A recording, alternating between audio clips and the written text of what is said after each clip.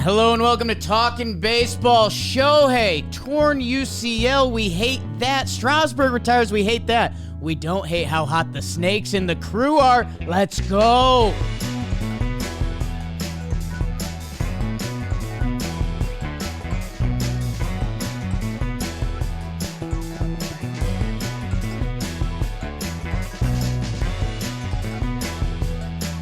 Hello and welcome to Talkin' Baseball, presented to you by SeatGeek.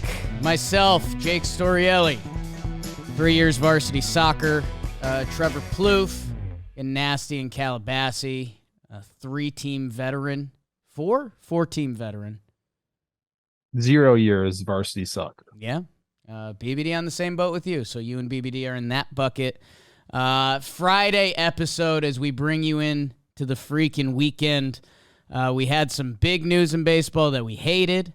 Man, your Texas Rangers, I mean, if there's a dog days of August team, my goodness.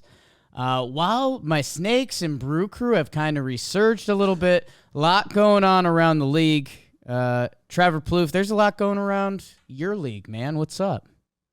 The Twins are the epicenter of baseball. Everyone knows that. Shout out Ryan Jeffers. Not going to talk about it on this show. Yeah. My goodness. Everything's good out this way. I talked a little bit pre-show about how I'm feeling right now. A lot of pent-up energy, if you catch my drift. But a lot of good baseball. I know it's crazy that we haven't talked about Shohei on this show yet, because I've done it now a couple times on Baseball Today. But I'm curious to hear some of your thoughts on it, kind of like where the contract goes, what your feelings are. Who's at fault here a little bit? I got some opinions on that. But yeah, man, the Rangers, like you mentioned, what is you doing, baby? You can't get tired now. It's like a marathon runner, like crawling to the finish line. Like, get on your 2 feet, bud. Yeah. You trained for this. I don't know, man. Lots going on. I think I have a really good award today. Oh. So I'm excited for that. It's called the Big D Award, and we'll get there. Class. Should we just do some Shohei off the top? Are we clickbait media at this point? Because I mean, normally we do NL on a Friday. We do NL on I don't even know what you're talking. Let's talk Shohei. Let's talk Shohei, then we'll get. I don't know. Trev, let's talk Shohei, and Shohei is brought to you by Babbel. Trev, you and I, we've got a big trip coming up in December where we're going to have to be speaking a different language. Hola, ¿cómo estás? Me llamo Jake. Está mi mejor amigo Trevor. Please stop talking to us like that, little guy. No. Because I need to tighten it up before then with Babbel, and whether it's Spanish, another language, Babbel is the way to help because it works, and in just 3 weeks, you can start speaking a new language. They've got 10-minute lessons. You got 10 minutes in your day. Don't lie. Yeah. Where do you get 10 minutes, Trev? Gym, bathroom, before bed? If I'm doing Babbel, yeah, before bed. Okay. And then you let your brain marinate in it overnight. That's kind of like doing an 8-hour lesson.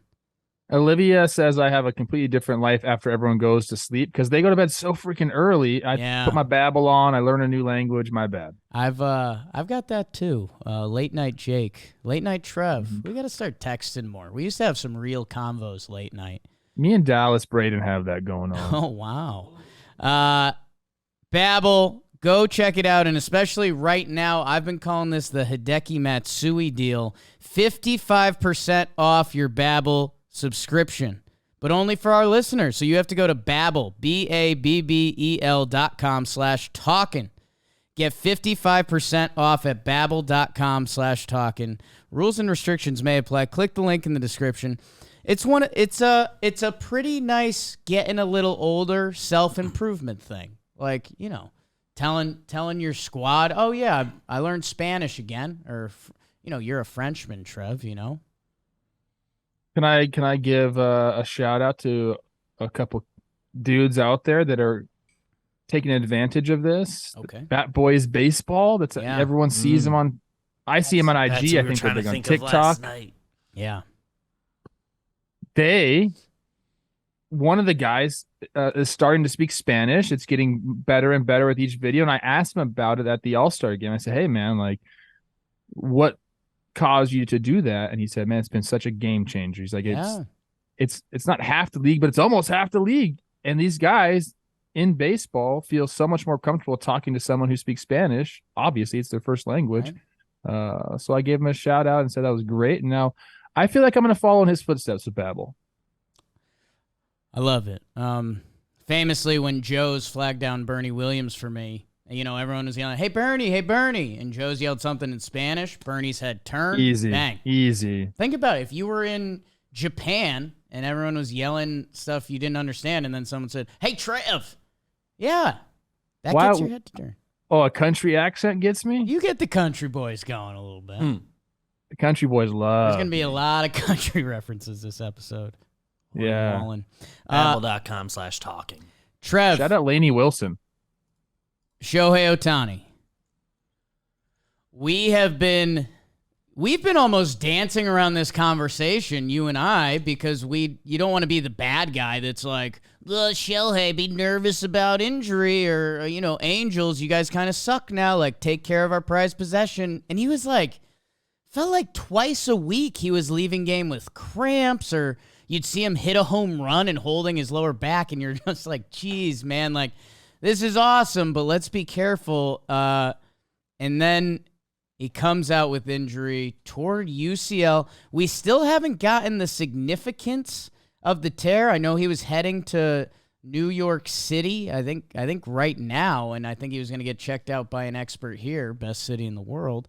So, there's some ranges to that, right? Like, it could be, second Tommy John for Shohei. It could be rehab through it. I think Tanaka had a torn UCL that he rehabbed partially, through. He never got the surgery. Right. A few guys. So there's still different ways it can go, but it's still not great. It's a guy who makes half of his living pitching, getting what would be, potentially another significant arm injury. And it just opens up the whole board, Trev, because we've been wondering, like, what can the human body do, and how much can it maintain, and then what does it do to his free agency? So, Trev, I know Rosie's been pressuring you about this, and all the internet wants to hear your opinion on it. So where are you landed right now?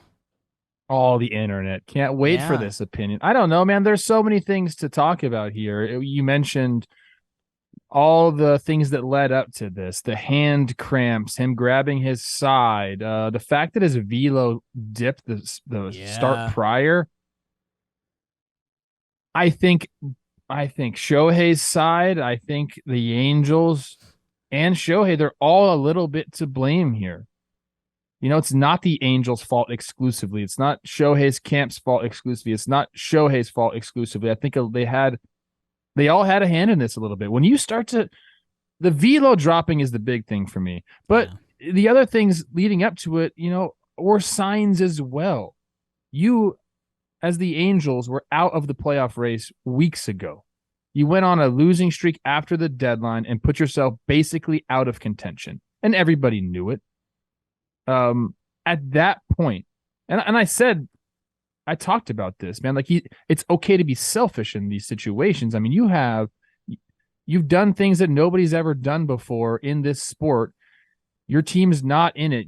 It's okay to take care of yourself at this point. And, I don't know if it's credit to Shohei. I don't know how to say this, but he kept going. And, he's a competitor, and it's hard to turn off those competitive juices. I understand that. I've people forget I was a player at one point. But I think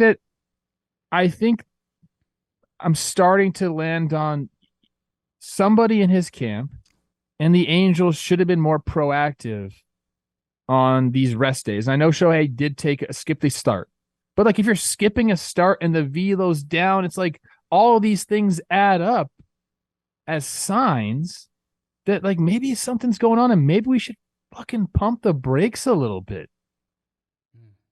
And we didn't pump the brakes, dude. Like, kept going full steam ahead. Yeah, they did. I mean, One little tap on the brake, but that's it. We're going so fast that even after you come out of the game, knowing that you have a partially torn UCL, you still hit in the second game. Yeah. And hit it. It's like, it's admirable. It's admirable, I think, but also kind of stupid. Like, he should not be playing anymore, dude. Like, I said this yesterday on Baseball Today. I think it actually comes out today. Oops. Like, at this point, Shohei does not belong to the Angels anymore. Like, not fully. Yeah. Like, he's the crown jewel of baseball, bro. Like, this is the guy that's making the game much more international. He's becoming a household name. There's not a lot of household names in baseball, dude. There just aren't. Like, it doesn't work that way with baseball. And I don't know why, but Shohei is becoming the household name. Like, so I think you gotta just stop. Go into free agency and without any more setbacks, for God's sakes, and figure it out, like how to go forward, because we don't need you for the last 5 weeks of 2023, bro. Like, we need Shohei to be doing things for the next 10 years somewhere. Like, he's very, very important to baseball. Yeah. In general, not just to the team he signs with, not just to the Japanese crowd, not just to the American crowd. It's everywhere. Like, he's so important to the game that I wish he would just stop right now. Heal up, man. Like, whether you decide to have a second Tommy John or not, and you know what? Second Tommy Johns, the big leagues are littered with guys that have had two Tommy Johns and guys that have been successful. So, like, you don't have to have this horrible, like, depressed attitude towards this. Like, Shohei's gonna be okay, but he needs to give himself time to get okay. He needs to give himself time to make a decision on the surgery. He needs to give himself time to rehab if he doesn't do the surgery. Like, I just think it needs to stop now. And if I'm the Angels, I tell him, I mean, if you want to have a chance at this, dude, which they think they still have a chance, wouldn't you just say, hey, man, it's in your best interest to stop, and we have your best interest at heart? What's he going to do for the Angels? He ain't bringing him back from the dead. You might sell some tickets because, Shohei's still playing. I understand that. But I think if they want to have a shot at him, they need to say, Shohei, you're done. Yeah, starting with the size of what Shohei is for baseball, you mentioned household name. I mean, international household name. Like, that's whoa. And I know I don't want this to be backhanded, and I know there was a lot of tweets about this, but Mike Trout goes back on the aisle the same day, and, like, Mike Trout was our guy. Like, for a decade, it was like, oh, who's your best baseball player? And we're like, oh, Mike Trout, he's sick, dude. He can do anything. And now, like, Shohei is just this massive shadow over the sport that, it sucks, man. And it really, as you start diving into things, I come from the Yankees background where I feel they use too many rest days, especially when you look at a team like the Atlanta Braves, who run out their same young starters out there every day. I think there's something to a rhythm of baseball that, you need an open dialogue with your players, and if they're banged up, you got to take care of that. I understand. Shohei, when you start reading stuff like he's only missed 2 games all season. Like, what, man? Like, the guy that's pitching and hitting, there wasn't a tough lefty out there that you said, hey, maybe let's sit this one out, show. And then, it's obviously an even worse look, like you're saying, when, why are you playing the next game after you find out you got a torn UCL? Like, I don't know. Like, we cannot do that. So I don't think the answer is not playing, because especially as we get to the Shohei contract part of this, like, he's got 44 ding-dongs. Like, he could throw up a high 50s homer total or something this year that can still be special. And if it isn't going to get hurt more, and he can go hit properly and wants to do that, like, he can still drive up his value a little bit, especially if now the storyline is going to be, because I think we've been getting to this storyline, but this really opens it up more as like, if you bring Shohei Ohtani on your team, and Jimmy's been on this a good amount, is like, you almost need to have a 6-man rotation, right? Like he's going to pitch once a week. And now with this, and especially when we think about these enormous contracts and getting older and everything, like whatever team gets Shohei to pitch, you're going to have to be pretty strategic about that. And, it turns into good orgs and bad orgs and what you believe in. But like, I don't know. I think this opens up the eyes a little bit that however you do use him, you're going to need a game plan going forward with that. And I don't know, is that going to be like, remember old school Roger Clemens, like pop it in the Astros mid-season? Like, is that the play?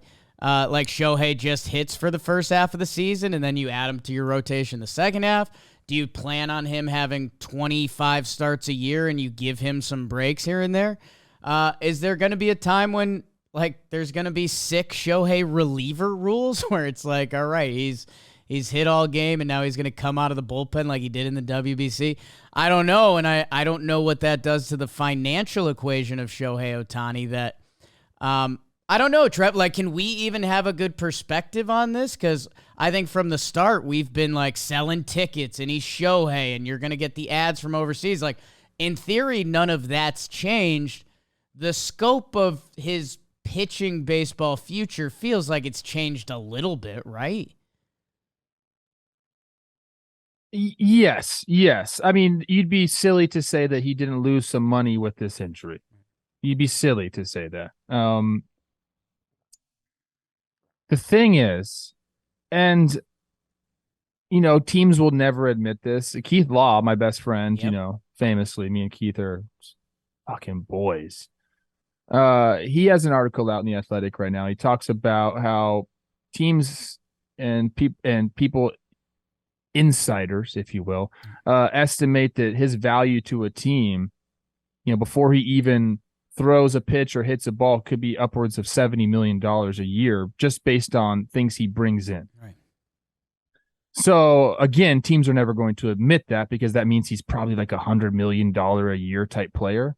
And he's never going to get paid that, obviously, because teams will never admit to you what players are actually worth to them. There's a little equation out there, the dollar amount per WAR. And if you actually took that for what's this phrase I'm looking for? Face value? Nice. If you took it at face value, you'd be surprised at how much your favorite player is worth. Right. Because I think they put a value amount at like 8 to 10 million per WAR. So you're talking 3 WAR dudes are worth 30 M's. They ain't getting paid 30 M's. So I think if you Google it, I think for pitcher, 1 WAR is worth like 5.4 mil. Position play. Yeah, it's tricky, but like they're probably bringing it down year by year. The owner's like, no, don't put this information out here. It used to be 10, now it's 4. Yeah. Getting back to the contract, and I think we should kind of wrap this up because we got a lot of stuff to talk about. He's still going to make a ton of money. Jake, he's leading the league in slugging, OPS plus, total bases, home runs, triples, just to throw that in the ring. Intentional walks. I mean, this guy's an absolute menace as a hitter. Aaron Judge just got 9 years, 360. That's 40 a year. Right? Juan Soto turned down 440 million. I think it was over 12 years, so a little bit different. Like the going rate for a top tier hitter is that $40 million plus. Right. Shohei's not just a hitter. Like he's going to pitch again, people. And he has a whole separate fan base that you can sell to, a whole different country that you can sell to. This guy's worth so much money. I'd still be surprised if he didn't get $50 million a year. So, like, yes, did he lose money? But this guy's still going to get broke off. I mean, I still think there's going to be bidding wars over this guy. So, yeah, he lost some money. There's no doubt about it. But the contract is still going to be setting the bar. Right. And that's where I think it becomes interesting because, yes, I think the Angels should have given him more rest days as this season went along. But if you're Shohei and you dip out now, I see like a fake narrative forming of like, well, will this guy make it through a season? And if I'm Shohei, who says that? Who says that? The owners and the media that's in and their then pocket. what? And then the one smart owner's like, okay, yeah, you guys say that, and I'll just pay him, and he'll come to our team. But you're right. I mean, offensively this year, he's doing as similar to Judge as we've seen, and Judge got that 360. Shohei's a year younger. And he pitches. I think he has the best ERA plus of starting pitchers. Yeah, so that was the thing they were saying. ERA plus and OPS plus. He's got a chance to lead in both. So the number's still going to be over 500 million IMO. It still could get to 6. There's a business side to this that's easy. There's a baseball side to this that's easy. That I don't know. I'm interested to see the rest of the way. I just, before we end, I want to make sure that people don't follow that narrative of like, well, how much longer is this guy going to even play? Like, because that's going to get put out there because the owners are going to do that. Shohei is going to be Shohei for a long damn time. And the smart owners are going to understand that. Yeah, I mean, Yeah. Shohei good. There's my... Can you imagine him in pinstripes? Been imagining. I'm not going to take that bait, Trev. I'm having a nice little Friday. Who said that the Yankees are lucky they didn't go after this guy? Who was that? That was Michael Francis. Oh, Francesa? Francesa? Sorry, who's Michael Francis? Michael Francis. I think he discovered the Aztecs. Let's do the National League like we do on Fridays. Let's just hit the music. It's a tight one. You know what's getting tight? San Francisco Giants B-hole, because they dropped another series, this time to the Philadelphia Phillies, and man, they're starting to get some heartbreak along the way. That game, too. Trey Turner, line drive, it goes off of Duvall, and then it just flicks past Tyro for the walk-off. 2 RBI single. Trey Turner stats since the ovation. He's been MVP level. Good times in Philly. Giants scrapping and clawing for wins at this point. Paul DeYoung, good for you, Poppy. Where is Paul DeYoung? He's now on the Giants, and in his first game, he homers 4 RBI. Giants get the win in 10 innings to salvage the series. Man, I feel like the Giants are fighting for every win at this point. By the way, Bryce Harper, he's going. The Phillies, they're going to be there. They're going to be fun. These two teams, the NL teams fighting for their lives right now, Padres and Marlins, and the Padres win a set. They take the first game because their MVP, Ha-Sung Kim, grand slam. That'll do. That'll do, pig. They lose the second game. They get shut out by Baby Jesus and Soler homers. That's kind of their formula. But then on the other end, Seth Lugo and the boys shut them out 4-0. Padres win the bread games. Wow, Marlins, be careful. 2 games back in the wild card. We'll get to that in a second. Braves take 2 out of 3 from the Mets, and that's obvious. They dropped the first game. Mets put up a big boy number. Lindor and Stewart, homer, couple RBIs, but then, Marcell Ozuna, 2-hit, 3-hit games to finish the series, sure. Rosario, Acuna, Riley. I'm sorry I'm bored, Braves fans. I'm not. It's awesome. You win series. Charlie Morton, I think I just audibled. I think you'll hear about him later in his 7 shutout because he's a sneaky freak show. Pirates take 2 out of 3 from the Cardinals. The fun in this series, the Palacio brothers were teeing off against each other. I think they both hit yackers. That's really fun. Richie, we met him. Awesome dude. And Josh Palacios as well. So we love that for them. Otherwise, you weren't watching this. Drew Rom made his debut. McCutchen hit a homer. We like him still. He should have been traded. That's what happened in National League. Big IL, people. Nice, Snake. Jojo Romero struck out 3 in the final 2 innings. Cardinals fans didn't deserve that. In the National League, as it stands today, August 25th, Atlanta is 82-44, 13.5 up, a 2.14 run differential. Yo. The Fightin' Phils, 69-58, nice. Florida Fish, 65-63. Nats and Mets with the same record on August 25th. Hello. Milwaukee, 70-57, 5-game win streak. They're 3 games up on the Cubbies. They're 4 games up on the Reds. Pittsburgh and St. Louis battling for last place in the Central. The Dodgers are 78-48. The Arizona Diamondbacks are second place in the Wild Wild West. Half game up on San Francisco. San Diego feels like they've been 6 games under 500 for the past month. Rockies exist. In the wild card as it stands today, Phillies are your number 1 wild card team. The Chicago Cubs are a half game up on the Snakes for that last spot, who are a half game up on San Francisco and Cincinnati. The Marlins are now 2 games back. San Diego 6, but I don't know how much longer that'll matter. That NL wildcard race, go look at it on paper. 4 teams separated by a game. Whew. Going to be some fun ball down the stretch. Treviello, I think this is tight.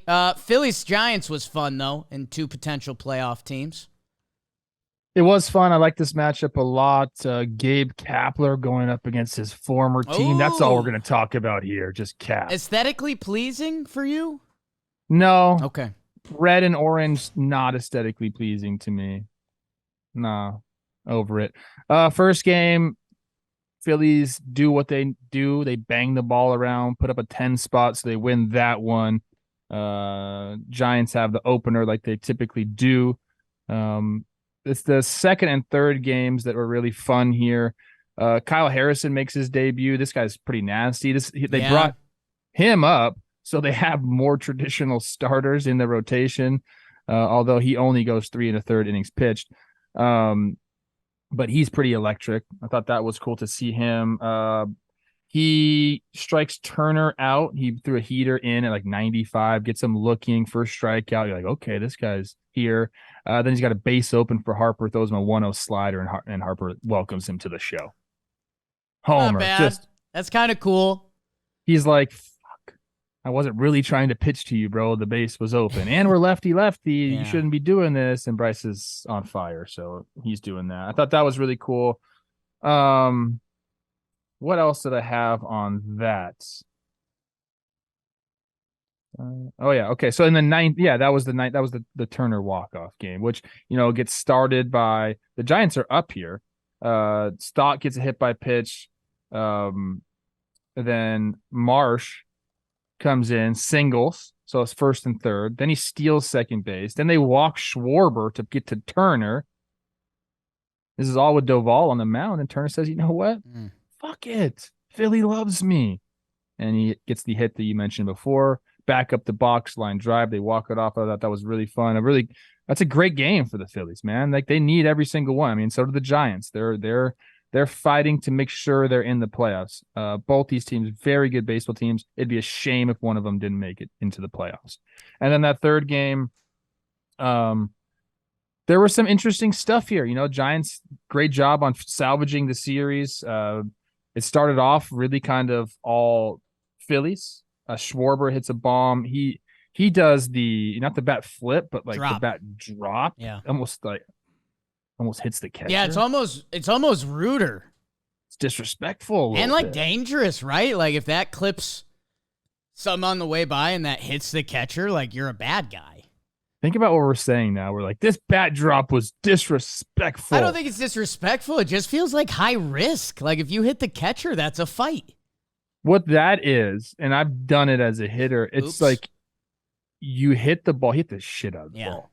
You hit it, and it's just like, your body just kind of like goes into a euphoric state. Exactly.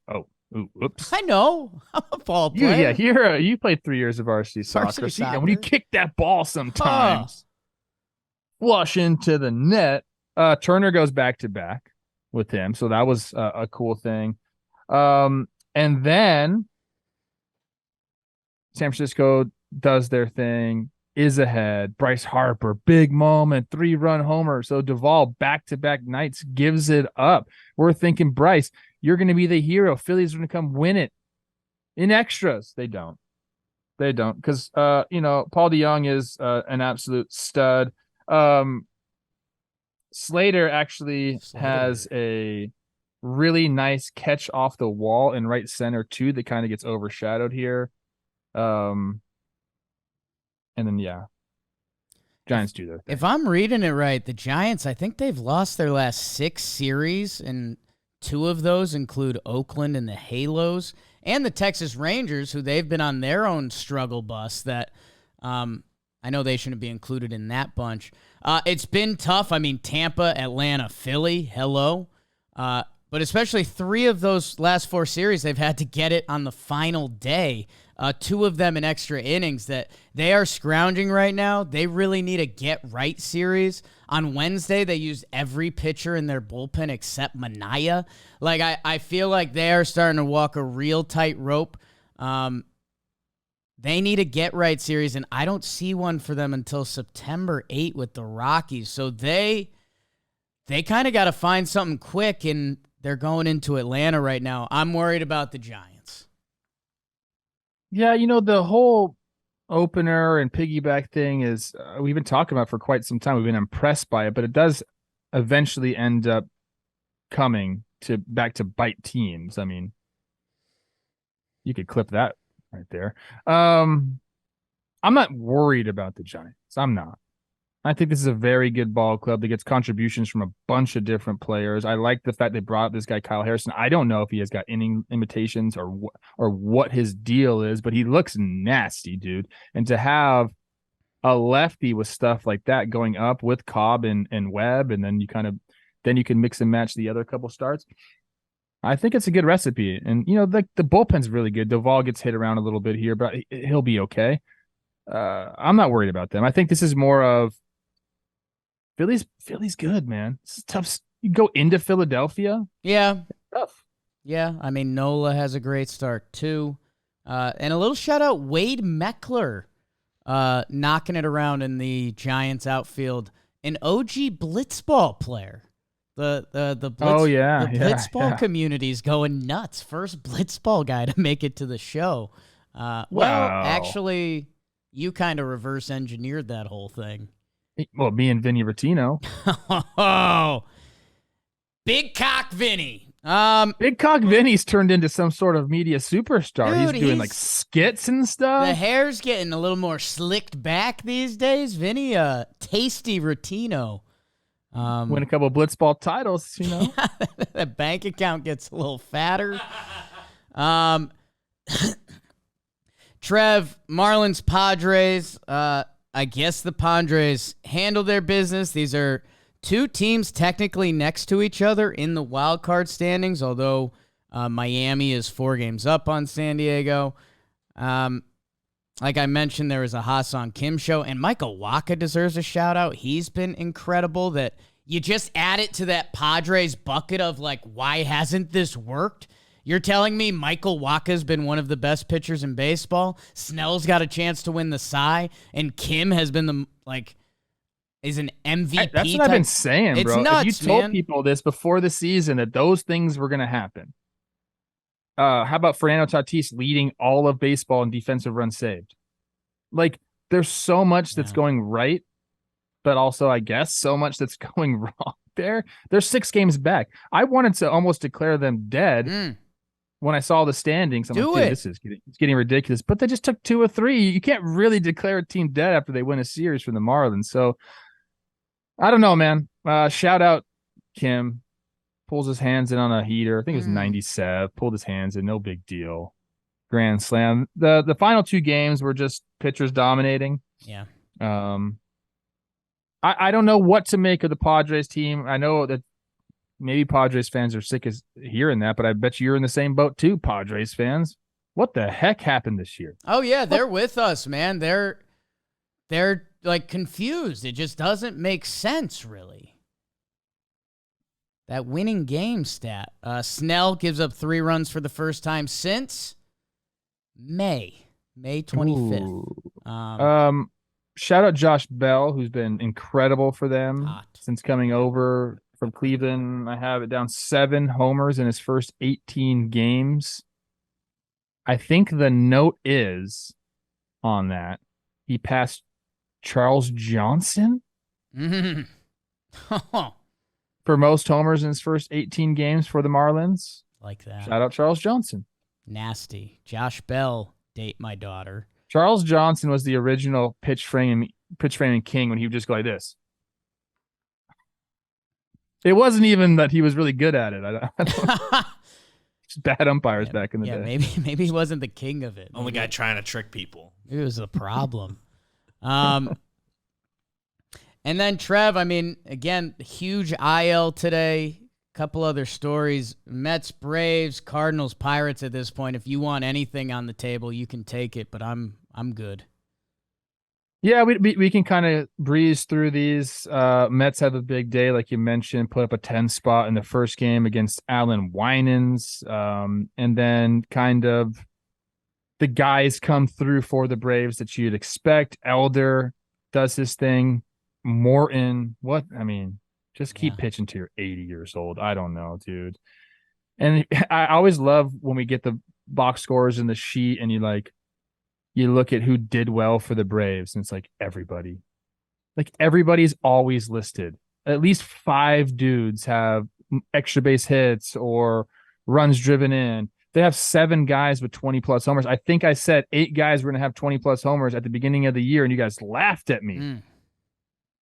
So I was right about that. Also wrong when me and C. Rosie said we'd rather have the Cardinals lineup early in the year rather than the Braves. Cardinals lineup hasn't been bad. For a while, they were right around 5th best offense in the league, but the Braves have just been, if you go on their Fangraphs page, which we still do, people. Right. It's okay to go on Fangraphs and look at things, Jared. They're running the league and offensively. It's ridiculous. Yeah, Reisel, 16th consecutive save on the back end, so they're not getting hurt there. They're the creme de la creme. Bryce Elder, 1 earned run. Anything with Cards, Rats, the Palacios? How close are the Braves to having 8 players with 20 homers? I know we're 1 away, but I'm saying who's next? I'm trying to get their page up right here. Probably have a couple guys with 19. They got Orlando Arcia has 14. That's going to be tough. Gonna be tight. Yeah, that's the only one. Because Michael Harris the second only has 11. I think I counted him in on that. Darno has 9 in 54 games. Yeah. Okay. And they're heading towards 4 might guys miss on with that 30. One. Yeah. Vaughn Grissom. Sean Murphy has a big month. I don't know. What's Vaughn Grissom doing? Is he saying fuck? He's a little confused, but he's also I don't know. I'll if I keep doing my thing, I'll get a $150 million contract at some point. So, he's playing. He's there. Getting some pitch hits. He's playing a little bit of second base. Okay. Rats, Cards. Yeah. You can't be the 2 worst teams in the NL and expect us to spend some time on the show. Go Palacios Bros, go. Cool guys. Oh, I was going to mention that. Yeah, our boy Richie doing his thing with his bro, and I guess always shout out Kutch. And shout out. I told a Kutch story the other day at dinner. Okay. It's a great one. Kutch remembers Halloween night, the back of my G-Wag, 2007. Shows there. I got to get that picture up of me and him dressed as naughty schoolboys. Yeah. I got to find that somewhere. Either that or maybe we get a picture of you guys wearing some Rhone. R-H-O-N-E. It's tough to find something you like to wear. You find uncomfortable stuff. Some stuff gets tight on me if I have a big meal. Roan has stepped up to the challenge with their commuter collection. It's the most comfortable, breathable, and flexible set of products known to man. Okay. Roan helps you get ready for any occasion with the commuter collection. They've got the Q-Zips. God, it's almost Q-Zip season, ain't it?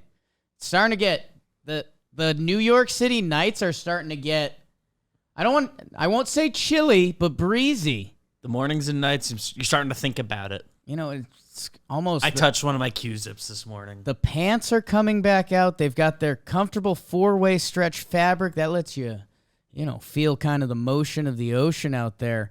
Anti-odor technology. I need that. And it's 100% machine washable. So head to Roan.com/baseball. With code baseball, you're going to get 20% off your entire order. RHONE.com/baseball. Code baseball. Click the link in the description.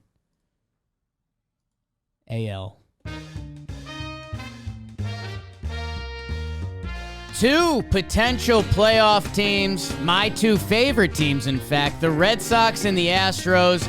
They split 4 in H-Town, Funkytown, city with the top drop, city with the purple drink. Houston takes the first 2. They put up some big runs. Breggy, Chas McSwizzle, Trev's guy, Justin Verlander, even Big John Singleton. Friend of the pod, basically. But the Sox kid, I was watching this one in extras. Electric Adam Duvall fouls one off his foot. He might have to come out of the game. He stays in the game. He says, "I'll see you in the Crawford box." Huge home run, 3 RBI day for him. And then the Sox go mental. 17 burger on the board. Hello. Willier Breu, 4-hit day. Connor Wong, 4-hit day. Verdugo, 4-hit day. Special. The Sox, they end up splitting 4 with Houston. Good on them. The White Sox train continues to roll. They take 2 out of 3 from the White Sox. It was almost 3 out of 3. They go into extras. Oh, no. They try to get TA7 at third. Ball goes off his back, rolls away. White Sox win. But in those first 2, Luis Castillo, 7, 1 earned run. Teoscar and Cal Raleigh, yep. Trev's Mike Ford in the second game. Okay. Mariners continue to roll. That's all they know. Ho! Royals Athletics. A's take 2 out of 3. Brent Rooker walk-off. Oh! He has a big day the next day, too, with Dan Canobio, Shea Langeliers. Kansas City gets it done. Cole Reagan, 6 shutout, 11 Ks. He was in that Chapman trade, I believe. Bobby Hitt Jr. with 2 of them on the day. Nobody watched. Zach Geloff, Trev likes him. Orioles, Blue Jays. Dalt, why is this after... why is this after Royals, A's? Orioles take 2 out of 3 from the Blue Jays. Kind of a big set. Blue Jays, they get the win in 10. Brandon Belt, man. MVP Belt has been going around Toronto Twitter. Don't say that second T. But then Toronto, I've been asking, are they going to get in the mix with Baltimore and the Rays?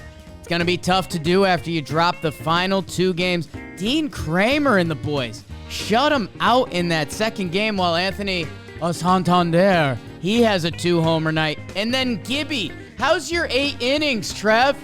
How's your 8 innings? Yeah, right up there. Orioles, they end up getting the dub. Cedric Mullen, Santander again, and Adley Shushman as they shut down Toronto. And that's what happened in the AL. Big IL. Big IL. Thick. In the American League, the Baltimore Orioles are 79-48, 2 games up on the 4 straight win Tampa Bay Rays. That could get yummy again, huh? Toronto, 70-58. They are 2 games up on Boston. Okay. Yankees, 61-66. Ew.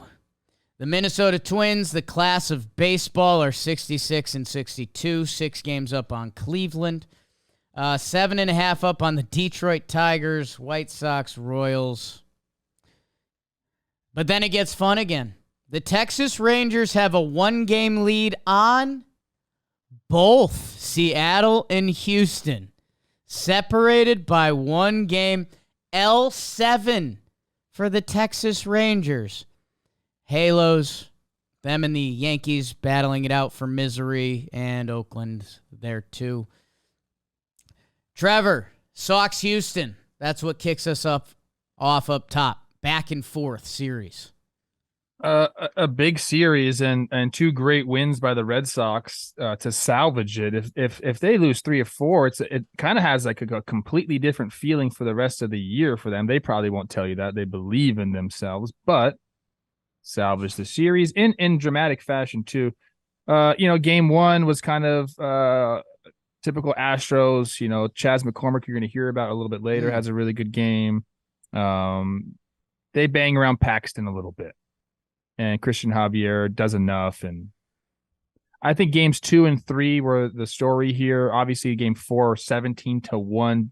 JP France just gets hung out to dry, dude. Owie. And sometimes you got to wear it. But think about JP France being like, what about my numbers? What about like me?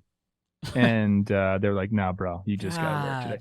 But game 2, was a really good game. It was the Verlander versus Houck. Houck looks nasty. Whenever I watch him pitch, I'm like, that guy's kind of like my nightmare. It's gross. But Verlander is on point, does his thing. One play I thought was really cool in the game. It was 1st and 2nd. Maldonado is up, and this is like just another thing the Astros do well, which they shouldn't be doing things well.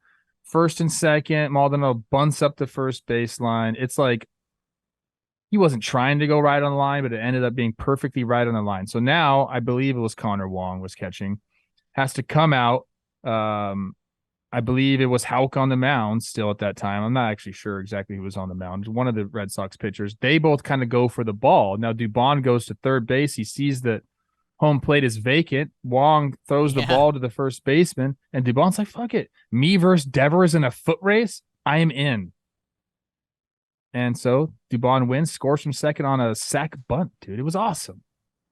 Like, that's just like another thing that they can get you with, man. Like, it's a really impressive play, but they get that one. And the Red Sox in game 3, Duvall hits the 3-run homer in the 10th. It's the 3rd game in a row that he hits a homer there, so he's going off. It's good baseball being played, to be honest. Like the Red Sox have been an impressive team to me because they've been able to kind of just stick with it.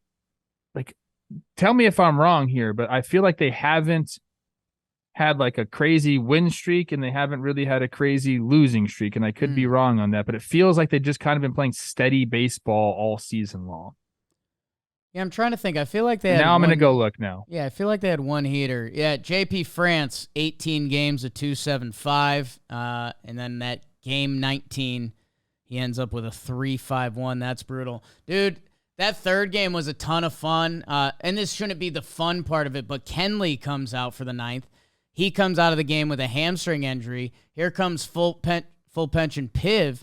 And he's nails. He gets a pair of strikeouts to strand the runner. And then Duvall. Duvall was a bad grimace away from getting pulled out of the game. He stays in. Home run. The pitcher tried to go back inside on him because it's kind of baseball chivalry. Like, oh, you just fouled a ball off your foot? I'm coming back in the dojo. And Duvall turns on it. Pretty cool. And yeah, you're right. If the Sox had done this, we would have been like, whoa, Boston, you got to be careful. You get, this time of year. Good on them. Hey, you got any hot or cold streaks for me, Trev? Yeah, so they had an 8-game heater, but that was back in late April. But to my point, 15-13 in April, 13-13 in May, 13-15 in June. July was their big month. They went 7 games over 500. They went 15-8. Now they're 12-10 in August. So they just kind of been playing steady baseball. So I was a little justified. I think 8 games is a nice winning streak. So I'll give them that. But for the most part, they just kind of kept their head above water. And what are they back now with the wild card? 3? 3.5? I Let's know you see. just said it, but Boston Red Sox are 3.5 out. Technically, the last team right now in the wild card is Houston. Percentage points below Seattle. So yeah, they're still in it. Man, they are in a stretch. They're going to the Dodgers and then Houston again. So they have to be careful. Getting those last 2 games, massive for them. Massive. And you're still not worried about Houston, right? No, I'm not. I think experience plays, especially, in the playoffs. Now, they have to get to the playoffs, and I fully expect them to. But, we've had some struggles with the pitching. I mean, I know JP Francis that's a little different. Kind of just got hung out to dry, but not a great start. Framber's been iffy. I think he goes tonight, I believe.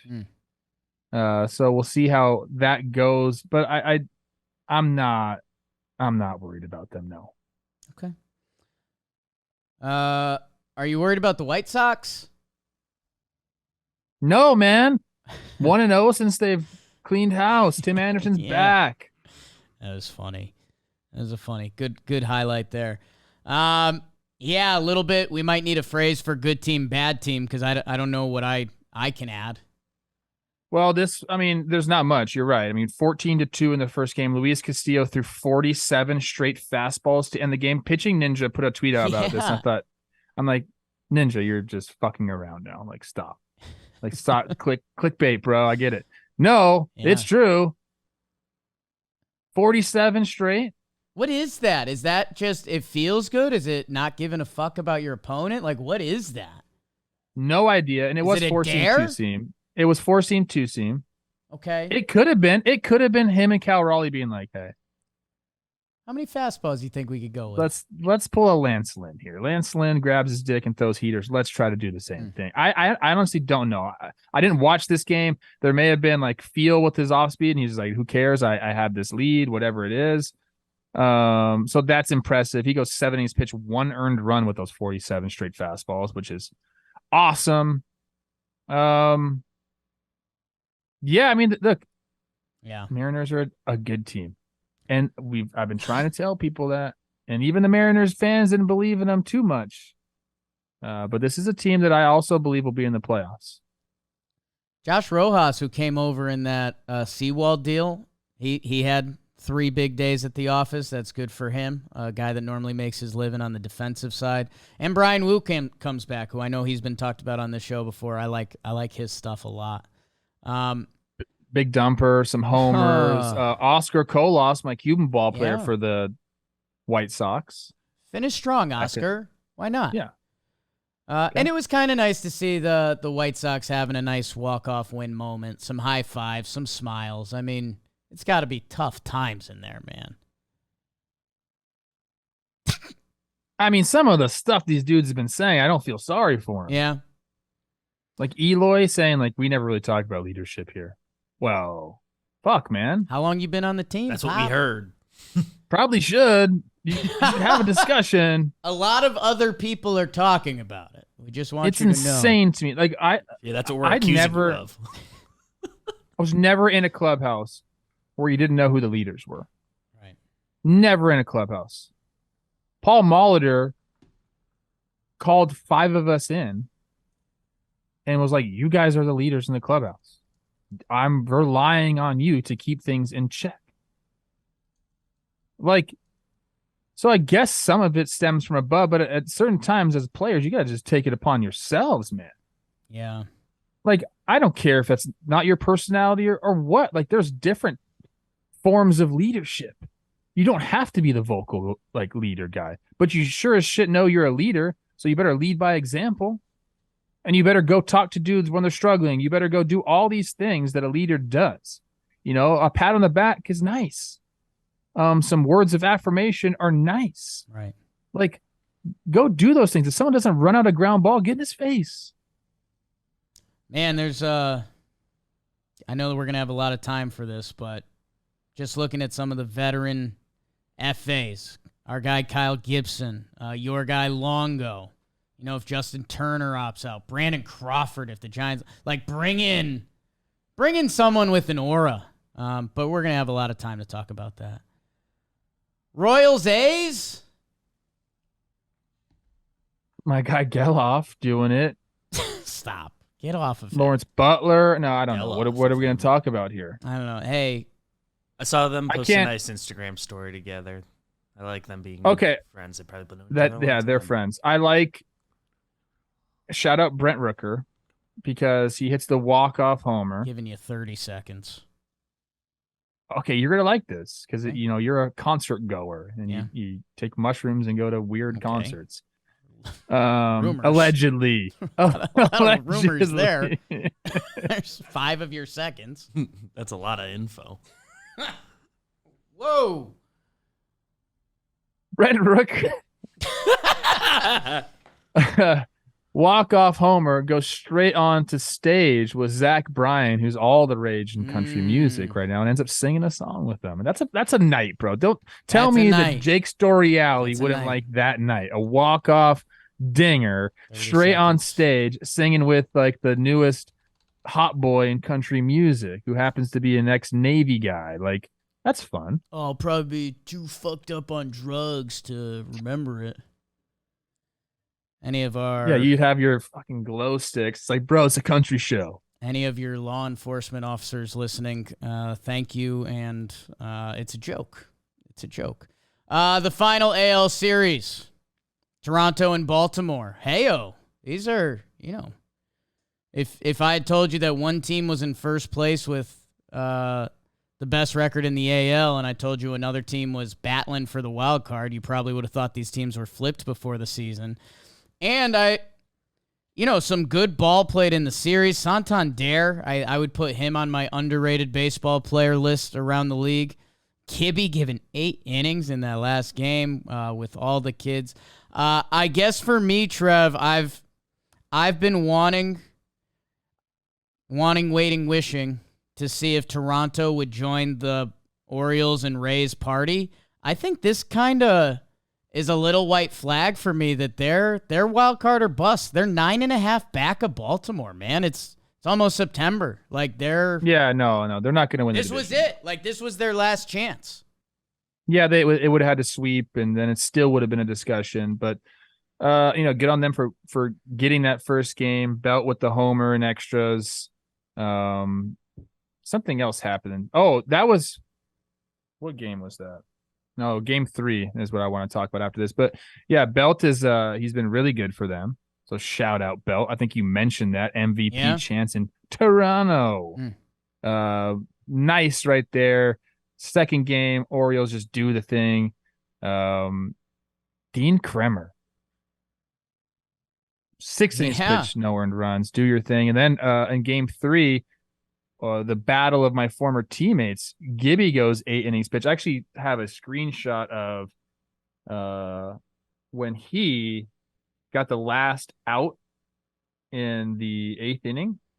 And this is not typical Gibby. I'm going to show you guys. Woo! Get you some fired up Kyle Gibson. That boy Ginge. You think that doesn't do something for the kids? Is Kyle Gibson the next Charlie Morton? People are asking. My goodness. Also in that third game, Santander. I like to look at like perfect homers. I think for me, the launch angle is 27 to 30 degrees, then it has to be over 110. Those are like my parameters for perfect homer. Okay. Santander did that. 30-degree launch angle, 110 off the bat. Pretty ball. Santander. Pretty ball. 119 OPS plus last year. Switch hitting corner outfit. Like, there's not a lot of those guys around, man. And with this series, he's now a 121 OPS plus. Same deal. Plug and play him in the middle of your lineup, man. And he, I forget if it was this series or last series. He's 28-year-old Venezuelan, okay? Hits basically third or fourth every day. He's hit third every day this month for the Baltimore Orioles. Again, the best team in the AL. God, I like this game, man. I get passionate. I forget if it was this series or last series. He hit the lowest ball hit for a homer this year. Just fucking dug it out. And it's a little bit of like, what do you do? Like, that ball might have bounced. And he sent it to the seats. So Orioles, man, I'm drinking the Kool-Aid. I have been. Yeah, they got a formula now, like with the starting pitching, and then the back end of the bullpen. They've added a little bit at the deadline, but in the second game, it goes Kremer to 3 relievers that complete the shutout. Then it's Gibby straight to the mountain. Yeah. Is that what they're calling him? Yeah. There's a recipe there. Good starting pitching to your good bullpen. Couple homers. Bam. I have good news for Toronto. We got Cleveland, Nationals, and the Rocks coming up. Let's go. Shout out Brandon Hyde for taking BP. Yeah, some good Always love when the coaches do that. More coaches should take BP. Get a laugh from your team. Said it was if you hit a home run, you're a god. If you don't, you're like, you guys, I used to be good. You're old. He said Let's look at his stats. Hold on. First time. Shit. Oh, no. First time in the cage, he said, since 2006. And the quote was, the older you get, the bat gets way heavier. Yeah. No, I don't have any. Orioles, 31 games over 500, the first time since 2014. September of 2014. Mount Castle. I don't think he ever made it to the big leagues, Brandon Hyde. Yeah. Never made it to the show, but 774 OPS across his 4 minor league seasons. 5 minor league seasons. Banger. Give him a look. Mount Castle's 28 straight on-game streak comes to an end. He was 24 years old in the Appy League. That's Trevor. Okay, well, he did his job, okay? Trevor! I was 18 in that league. So. Do you know what I had last night with dinner? I had a blue moon. Blue moon. I had a blue moon. I was like, you know what? It's kind of funny when you get to Thursday, we really front load our weeks.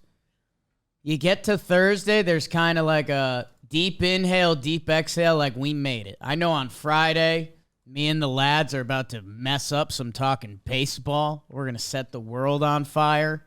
Sometimes I'm doing what Trev talked about in that concert thing he mentioned. Jess out of town this weekend. A lot of deep thoughts. Scared. Me and Noodle. And maybe a couple more blue moons, baby. Because, God, when that hits your lips, it's just different. It's just different. The orange is in there. Everyone else is looking at you like, I know what they're drinking. That guy's having a blue moon. He got the orange peel in there. The Valencia orange peel. It was literally brewed in a baseball stadium at Coors Field. And you can get Blue Moon delivered. You want to stay home, have a couple, watch some good ball? I'm excited. I'm going to be watching less Yankees baseball and more other ball around the league. That's how I was watching Boston and Houston. Again, my 2 favorite teams. Get.bluemoonbeer.com/baseball. Find Blue Moon delivery options.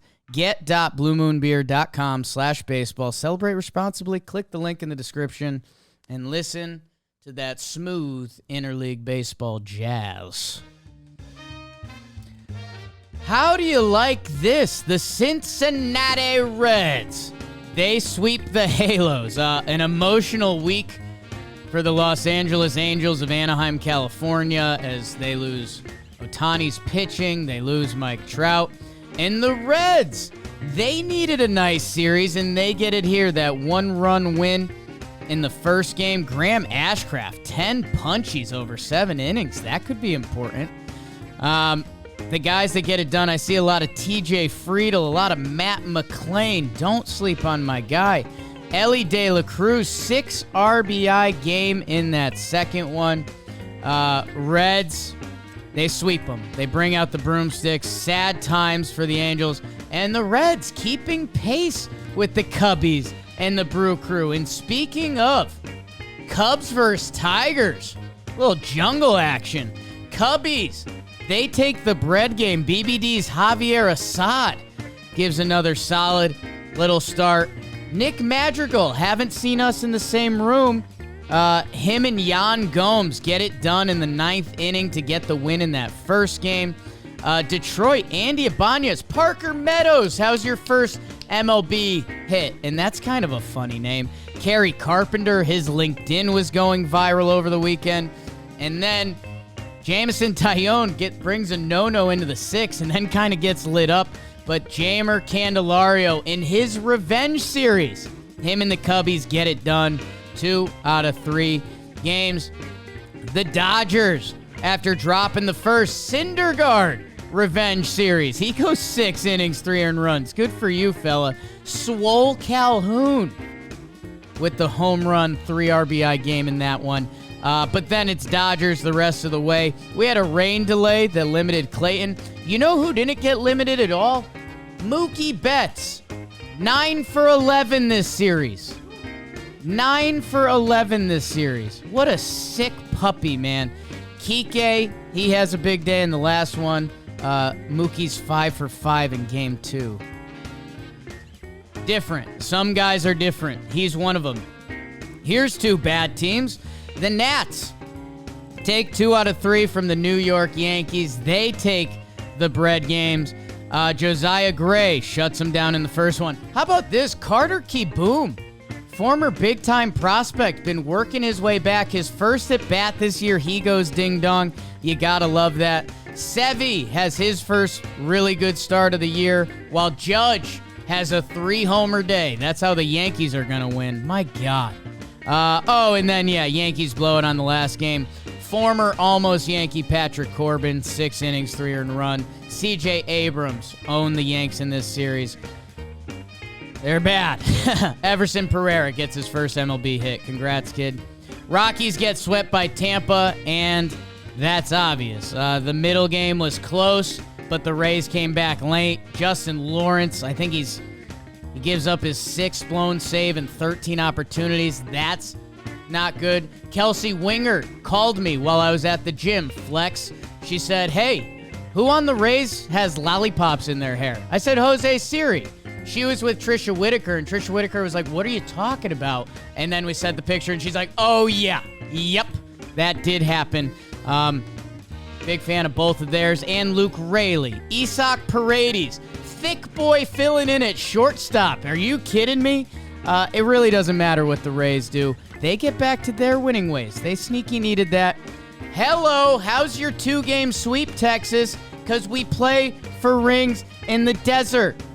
11 innings. Tommy Pham with the game winner. He's been contributing. God. Ketel Marte off of Aroldis Chapman. Go get it out of the stands. Snakes with the good juju right now. Texas with the bad. Zach Gallen gives a Zach Gallen start. Corbin Carroll. There's some good Gabriel Moreno butter knife stats, by the way, if you're deep into Snakes culture. And then Twins Brewers, another 2-game sweep. Oh, God, Trev, you know how intense this rivalry can get. And as good as the Nightmare Bailey Ober was, Dylan Floro was not. Willy Adames gets it done. Canna and Contreras. And then the Brew Crew gets it done in extra innings on that final game, too. More slick Willy Adames. That's what happened in the IL. Crushed it, Poppy. Crushed it. Can't wait to dive real deep into the Twins Milwaukee Yeah, series. That 2-game sweep. Reds Angels. Sad. We already talked about this. We talked a lot about the Angels side. Yeah. Talked a lot of Angels, so if you have any Cincy love you want to dish out, I'm more than open to that. No, this is more of the same from them. It's a bunch of guys contributing, a bunch of different dudes doing it. Ellie has a good series. A lot of people get focused on him, and this is what Reds fans told us from the start. Like, Ellie's great, but look at the other dudes. Ellie's numbers on the year, I believe he's kind of like right at league average in OPS plus. So he provides value in other ways as well, with his legs, with defense, all that stuff. But some of the other guys really, like TJ Fredo, really deserves credit here. He's second in WAR on the team next to Matt McClain. Like these are the guys that are getting it done. If you go up and down, their WAR leaders on that team, you don't even see Elliot de la Cruz in the top 10. There's a bunch of guys getting the job done. So I just, that's their recipe. It's very much like a Giants play where, you're trying to get guys at each position that are better than league average. And for them, it's just a ton of young guys, which is a nice roster to have going forward for sure. You mentioned some of the starters, what they did. Yeah, I mean, they took advantage of a downtrodden Angels team and caught him at the right time. And then you have the unfortunate Shohei injury. He comes out after 1 1/3 and snaps for a sweep, man. They need this. Yeah. They were, the Cubs are kind of rolling. The Brew Crew are kind of rolling. The Reds had a little bit of a funk going. I think before this series, I mean, they were having a really tough month, so they get a dose of the right medicine. They're playing the Snakes this weekend. That's going to be some low-key playoff baseball, and then they play the Giants, so the Reds are in the teeth of it right now, and man, I know we've been doing it, and I'm glad that we're the show that's been doing it. Fucking Matt McClain, dude. Trevor. 872 OPS. That's not a shortstop OPS. That's a big. He's got a 510 slugging, and this is why I was so frustrated around the All-Star game. If you cleared the names and put him and Ellie De La Cruz's stats next to each other, it's Matt McClain 10 out of 10. Yeah, the Reds fans were saying that. I mean, look, Ellie's just very exciting to watch. Clearly, he has crazy tools and he looks different on the field. I guess Matt McClain does too. Short King. It's a short boy summer. Stud. For the Reds, started out 12-15 in April. Had an okay May, went 14-13, then had the awesome June. July was okay. August, they're sitting 8-13. So this was a big little stretch for them. And now they're facing off against your Snakes. It's gonna be fun. In a really tough series. A 4-game set. I'm not going to tell you what happened last night, but your Snakes did a good job. Yeah. Corbin. So yeah, this is I'm so interested to see how this team finishes the year because a lot of these guys have never played in September. Right. It's a 6-month season in the big leagues, a 5-month season in the minor leagues. Tell me how that makes sense. Why do we use different balls and why do we have 5-month summers in the minor leagues? Don't know. Don't freaking know.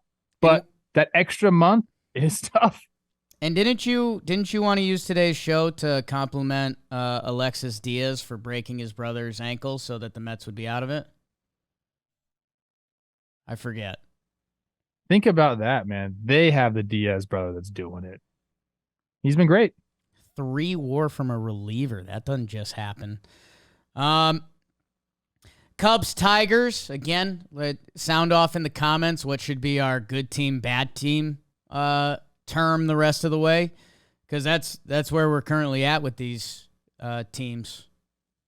I don't think the Tigers are that bad of a team. Okay. I'm kind of on that train. I don't. I think they have some guys there that are going to be fun to watch, as they finish out the season. Clearly, they're not in anything, but I think that they're on the right track. So, I don't think it's fair to say that maybe at this moment. I think the Tigers are putting up more of a fight than people give them credit for. I mean, look at the game. 7-6 in game 1, 8-6 Tigers win the second one, Cubs win the last one 6-4. I mean, these are close games. And, the Cubs did what they have to do to stay in the race. They take 2 or 3. But I think that we're selling the Tigers a little short. There's some players, man. There's some players on that Tigers roster.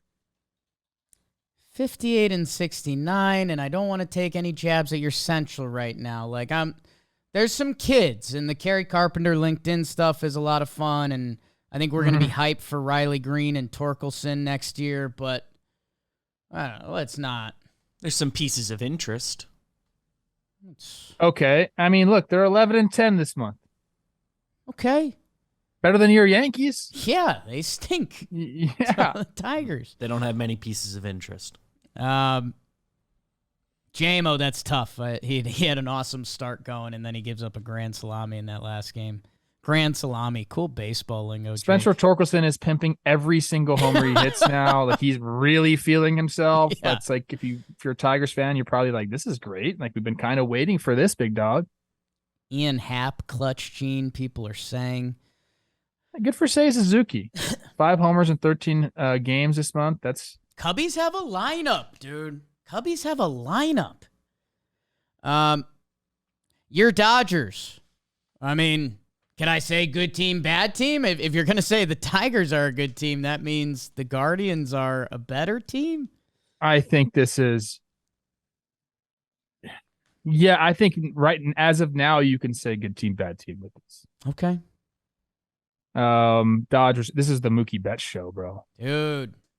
I won't even tease it. He's my standout. Okay.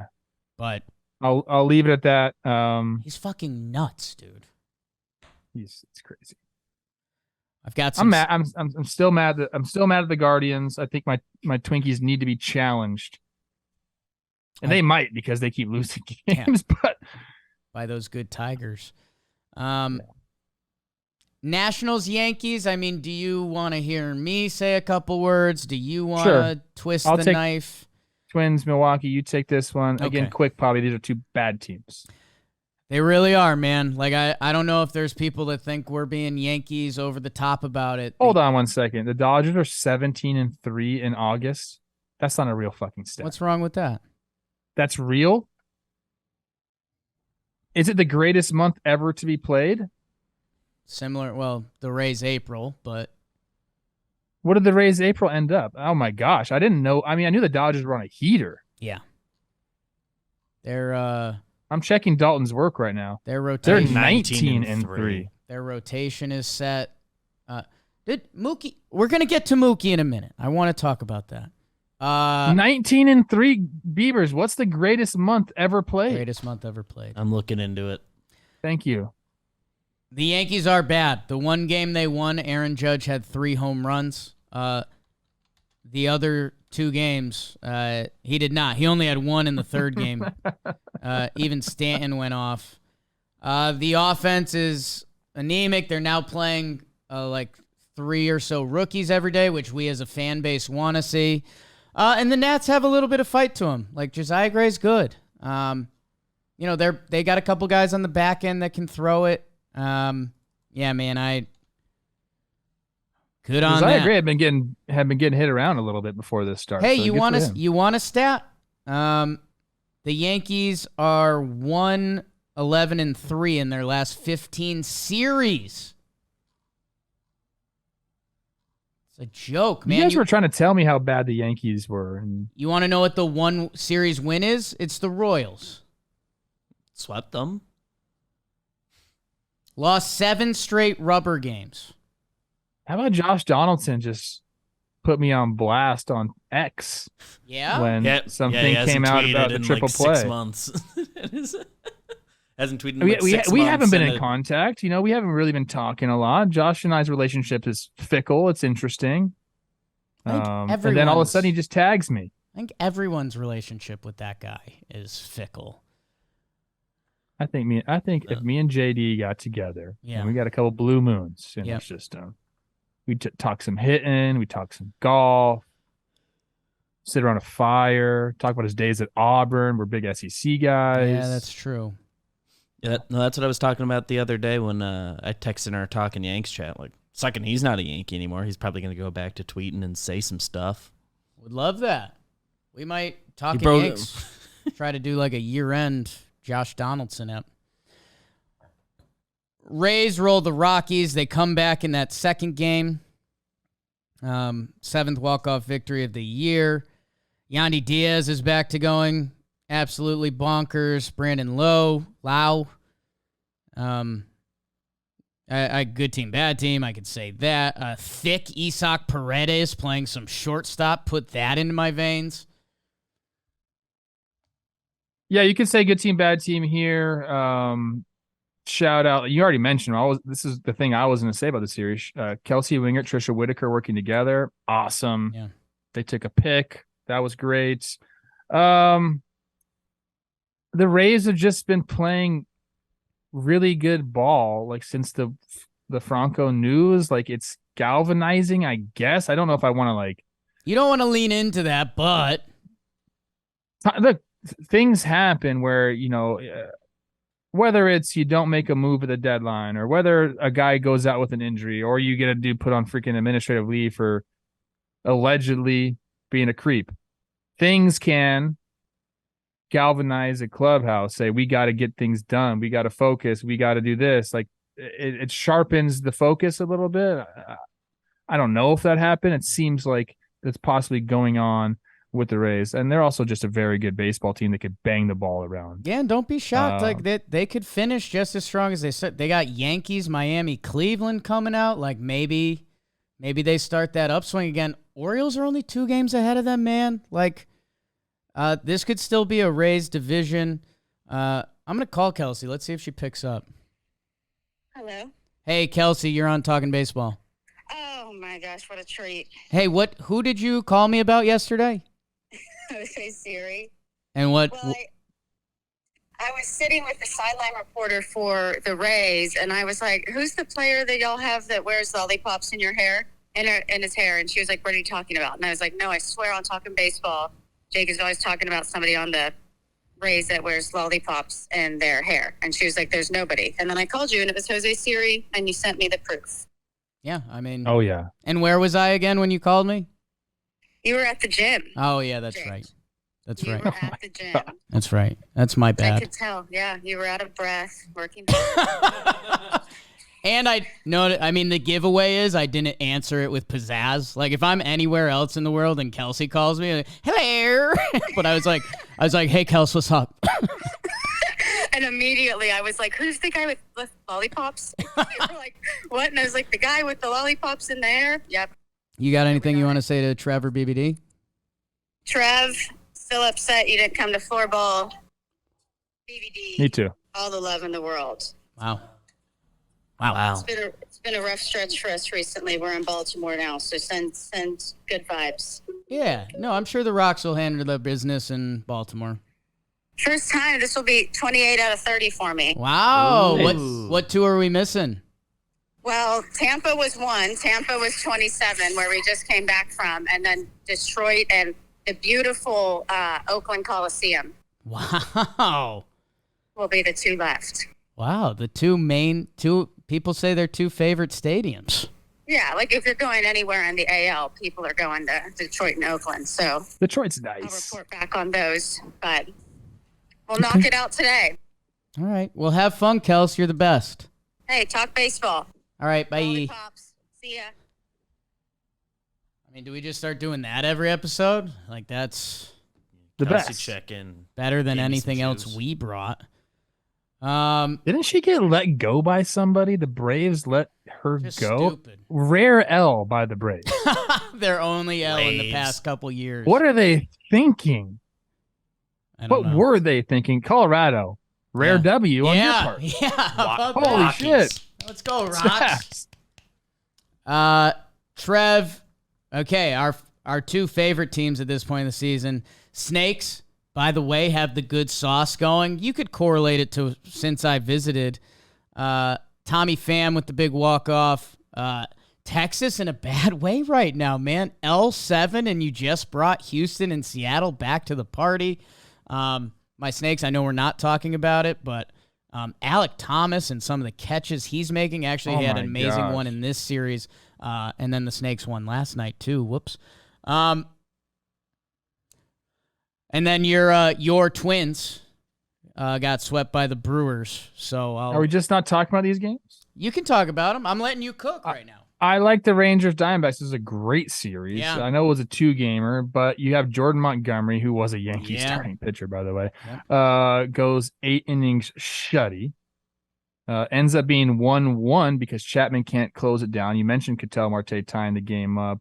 And then Lowe hits a double to left field in extras. Gurriel, lucky to keep the ball in front of him. Kind of dives forward, which is really never a good thing to do if you're an outfielder. Keeps the ball in front of him, whatever. And then Snakes come back again. Little Perdomo RBI double, then the Tommy Pham walk-off, which is interesting to me because Tommy Pham's been having a Twitter war and getting really mad at people in the stands. So you almost feel dude, are you focusing on baseball? But I would never say a disparaging comment toward Tommy Pham because I don't want to get slapped the next time I see him. He's been freaking good, dude. Like, he's been good. Yeah. Walk off, man, to right center right there. Then game 2, if you give Zach Gallen 6 runs of support, you are going to win the game because he's a fucking menace. I think you mentioned Alec Thomas and the catches that he's been making. He makes one in the bottom of the 9th with nobody out. Marcus Semien was the hitter.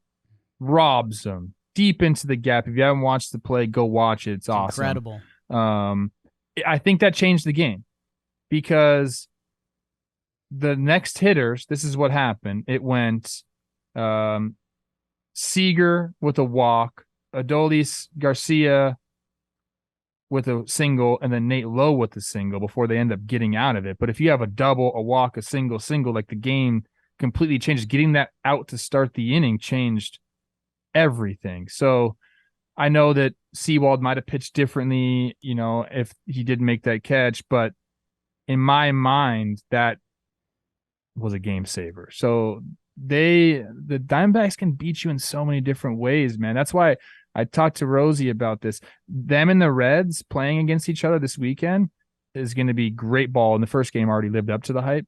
I think it's going to be awesome because they're similar to me in that vein where like they have different ways to beat you. So Trev, Alec Thomas, two of the guys that can be on the corners of him on a given night, Corbin Carroll and Jake McCarthy. Alec Thomas has only played center field this year. Jake McCarthy is 98th sprint speed percentile.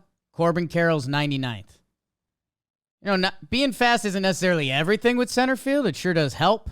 He keeps those two guys in the corner because that's how much he can go get it, man. I've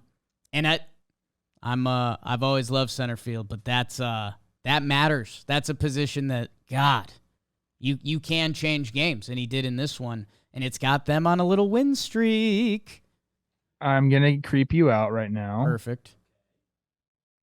Because I believe this year, I was looking up defensive run saved. That's gonna be part of my award. Oh, Alec Thomas has 8. Great. Do you know in how many innings? 666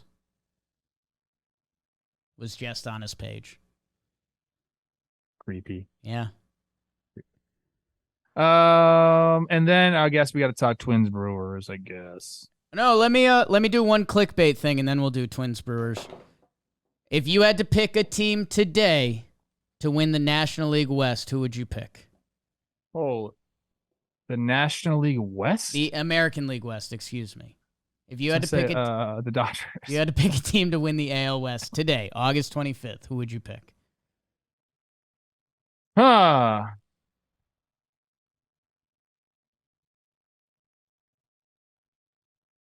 Gosh, dang, man. I'm Mariners. My first gut instinct was the Mariners. I think the Rangers still have the best ERA from their starting pitching. So I was about to say the Mariners have the pitching. I think they're all really close. I don't know who I even give the leg up to. So I'm going to go. I think I'm going to go Rangers. I know they're in a rut, dude. I know they're in a rut. And they lost 6 in a row or something like that. I get it, but the way they can bang the ball around, they can get past some. I guess all these teams are really good. I think the roster construction on each team is very good, but I'll still go the Rangers. I'm going the Rangers. Speaking of bang the ball around, the last series is your Twins. I had my notes up. I did this series pre and post. I mean, it was not a fun one for the Twins. Bailey Ober gives them a nice start. A huge 6th inning for the Brewers in the first game. All soft contact. They started the inning off with 2 balls hit over 100 miles an hour, and then all the run scoring hits were like 60, 70 mile an hour. Ground balls, bloopers, stuff like that. They really just capitalized on some well-placed knocks. So they took that one. And then you put up a 6 spot on Corbin Burns, and you can't win the game, man. That one really hurts. But shout out my guy, Kyle Farmer. He took Burns up top for the second time this year. He did it in early June or middle of June when I was there. Gets him again. Willie Adames kind of was a guy here. I mentioned him as a guy that, Twins fans like, watch out for this guy. He's kind of coming into the series hot. He can carry an offense. And if you watch the Brewers, you can root for him. Don't root for him during this series, but root for this guy. He's a lot of fun. He just went off and did his thing. And then Bryce Terang has his walk-off knock. Twins can't lose that game, dude. You can't lose that game. So even though they're still going to win the Central, they are not doing themselves any favors. They're not. Big win against the Rangers last night. Shout out Ryan Jeffers. But we're not talking about that. We're not talking about that. Ryan Jeffers is back. Saw an article. I think Aaron Gleeman wrote an article on Jeffers. Shout out Aaron Gleeman. Didn't read it, but like it. That's not a shot at you, Aaron. That's just I don't read. Everyone was complaining about the heat in this. Dalton's got that in the notes as well. So it was so hot. I'm like, what? 97? That Milwaukee Heat? Stale. The umpire had to stop holding the balls because he was too sweaty. Hey, Get these too much shit on me. I've been trying to tell the people. You're going to see Abner Uribe in a big playoff inning. Yeah, because he nasty. just broke the Brewers record for hardest pitch thrown at 103.3. So get ready for that. Speaking of Jeffers and Yainer Diaz with the Astros, similar situations. You got Maldonado as, the primary catcher there because of what he can do with the pitching staff. You have Christian Vasquez, who was supposed to provide some offense as well. But like those two guys, Diaz and Jeffers, like pushing for like more of the primary catching role. So shout out to both of them because at the beginning of the year, that was not the case. I mean, the Twins gave Vasquez 3 years, 30, 10 a year. But you can't keep Jeffers bad out of the lineup. You can't. It's been too good. Yeah, those are going to be some interesting decisions come playoff time, huh? Trev, Hardy. And you know what's Hardy for your dog? Farmer's dog. The Farmer's dog. Noodle's all about it. I crack open one of those Farmer's dogs bags. I'm getting mauled. Noodle loves that his name's on the bag. He's kind of like his daddy that way. He's kind of into himself. And he's into healthy, fresh dog food. And it's made for him. That's why his name's on the bag.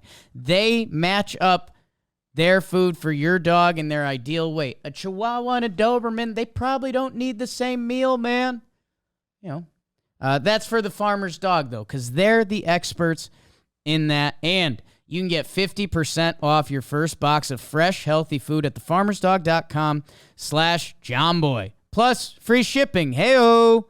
Farmersdog.com/JohnBoy. 50% off. There's a link in the description. Take care of your doggo, and maybe just give it a shot. It's a really good deal, and they might like it, and you might like that they like it because you like your dog. Bong. Worth trying. Standout performances.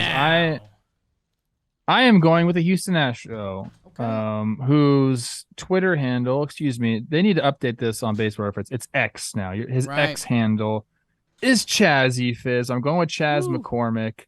On Monday, he went 2 for 5 with the 2 homers, the 4 RBI, and 2 runs. Now, if you haven't seen what old Chaz has been doing this year in center field, go check it out. His stat line is incredible. Crazy. He is hitting 283. He's got a 368 OBP. He's slugging 530. He's slugging 530, people. For an 898 OPS, this guy's flirting with the 9s, Jakey boy. A 3.2 WAR.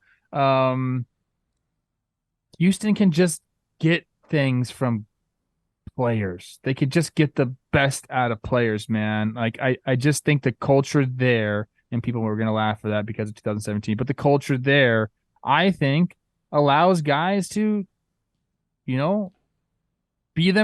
be their best selves. Sorry, someone's calling me.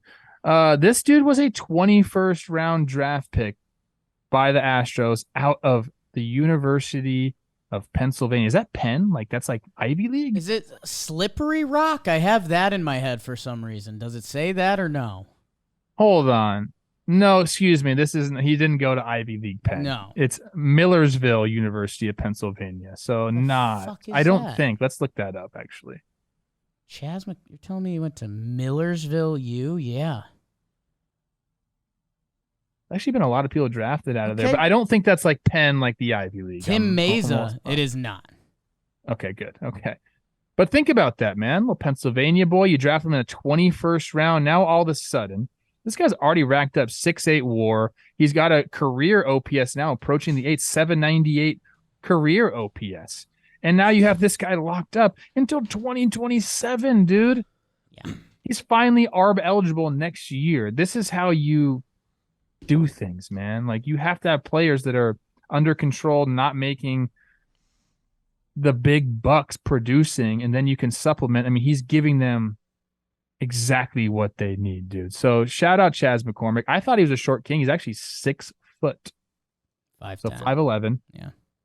But this guy's been doing it all season long, so I wanted to shout him out. Congratulations, you're my stand-up performer, Chas McCormick. Yeah, if you're doing the like all dudes team that most people don't have as dudes, like I mentioned Matt McClain before, Chas McCormick. I mean, that kind of season from a center fielder, from any outfielder. I mean, that's he's almost split games in center and left, but yeah, that's a big boy season. Good standout, Trev.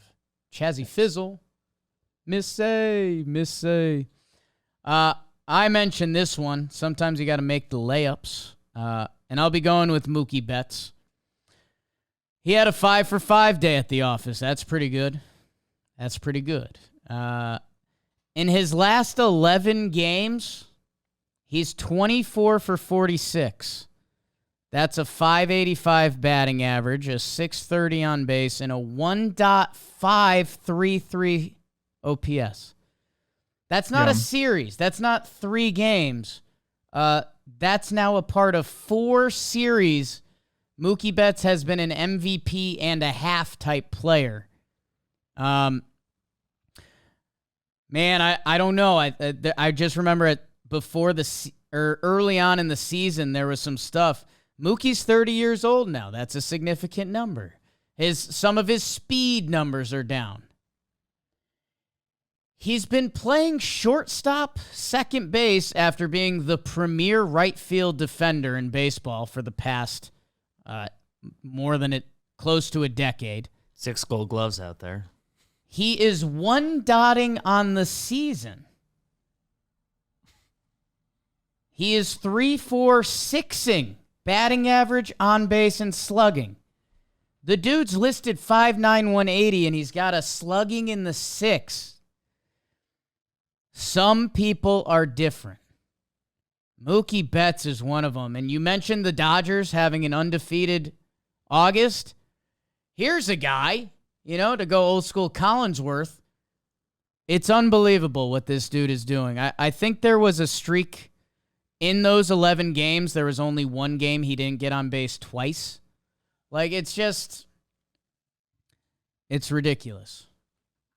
And a couple things about Mookie. We share the same job. He's a podcaster now also. So Mookie and I are almost the same person, just elite athletes at multiple sports, and we're media sensations. So I really feel connected to Mookie since he started his show. Second thing I wanted to mention is going back to Boston for the first time. Yeah. Which was shocking to me, but he's going back to Boston. I expect there to be very strong emotions. I think he should get a standing ovation. I think that this is a guy, and there's a great article out on The Athletic about him and just about him going to LA, and he talks a lot about how LA has really helped him flourish, like personality wise. There was some talk in there about how, when he came up with the Red Sox, it was a very veteran team. Dustin Pedroia, Poppy, some of the pitchers there. Like, he's like, I came up and I shut up. I didn't say anything. Right. And that's kind of how it was in the Red Sox organization. And he said, once you get to LA, it's like, obviously he's further on in his career, more confident. He gets the massive deal, but he just says LA, like, it just has opened up so many possibilities. He's got his show that he does now.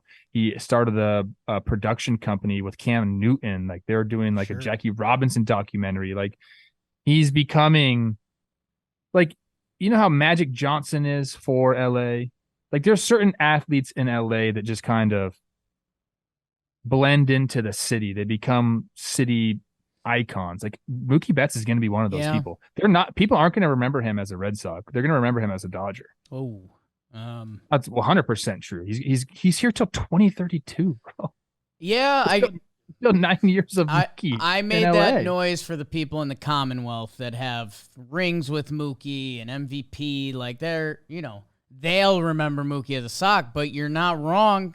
Everyone else, the image is going to be Mookie Betts and the Dodgers. And you think people remember Matt Olson as an A? Is he going to win the MVP? That's a little different. I mean, you have to admit that's a little different. Not World Series, not MVP. Fine, it's a little different. It's a little different. LA guy. On the topic of the Dodgers, updates to that best month ever request. The 1984 Tigers had an 18 into April. Now, that's not quite a full slate over a month. The season started later back then. 2017 Cleveland went 25-4. That was the win streak month in September. Okay, so that could be it. That's the number they have to get to? That's the number. It was weirdly not straightforward to find those two marks, but I haven't seen better than those two. So the Rays went 22-6. So the Dodgers 19-3. They could go 3-3 and still match that mark. I think so. So 19-3, and you said that Cleveland was 24 and what?